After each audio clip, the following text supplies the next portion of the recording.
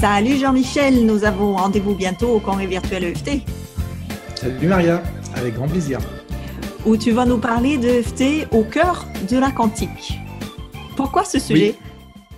Alors, c'est un thème que j'ai choisi parce que ça m'intéresse tout particulièrement, qu'à chaque fois que j'avais des questions qui allaient là-dedans, je me sentais très limité, on va dire.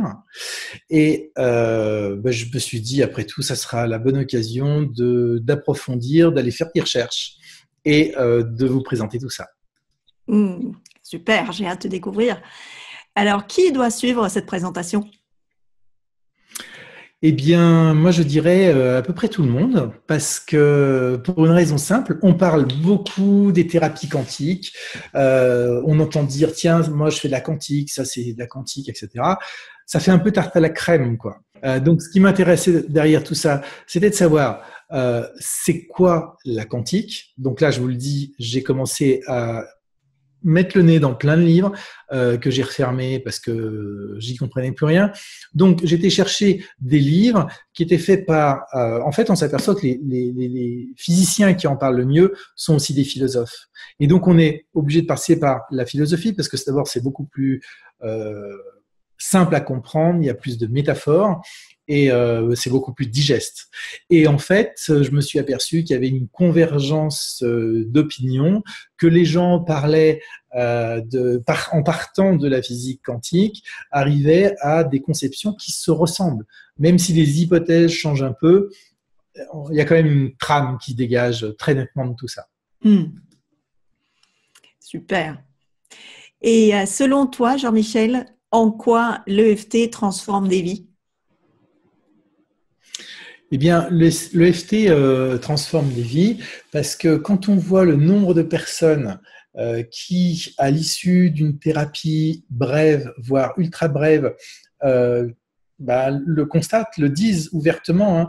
Moi, j'en ai eu bien sûr quelques-uns, mais je le vois au travers de toutes les personnes que j'ai l'occasion de côtoyer durant les formations, les supervisions et autres.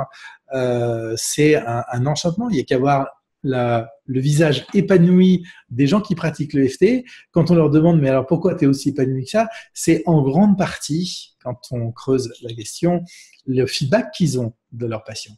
Donc, le fait d'aider les gens, ça fait partie des aspirations, je dirais, qui sont au plus haut niveau de l'être humain.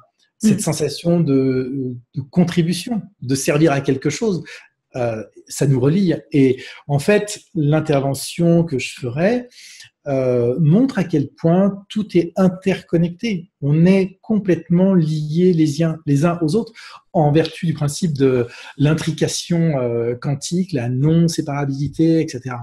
Oui. Et c'est vraiment au cœur de nos préoccupations au jour d'aujourd'hui. Donc, l'EFT est un des éléments qui nous permet de libérer des gens de leur trauma. Et quand on se libère de nos traumas, eh bien, ça nous permet d'aller vers l'autre, ça nous permet d'aller plus loin que nous, de se connecter avec une plus grande conscience. Oui, et puis en apprenant l'EFT, que ce soit dans tes formations ou en suivant le congrès en ligne, on voit aussi que toute personne qui découvre l'EFT l'utilise d'abord pour elle-même, mais ensuite elle a aussi envie de le diffuser et d'en parler autour d'elle et de tapoter sur tout ce qui bouge, parfois ce qui n'est pas forcément la bonne approche. Mais en tout cas, il y a une propagation, une diffusion au plus grand nombre. Génial. Alors, avec Jean-Michel, nous vous donnons rendez-vous au Congrès virtuel EFT parce que, comme on vient de le dire avec beaucoup de mots, l'EFT permet de vivre libre avec plus de joie en toute autonomie. Réservez votre place, c'est gratuit, ça va commencer bientôt. On se retrouve là-bas, Jean-Michel ? On se retrouve là-bas. Merci.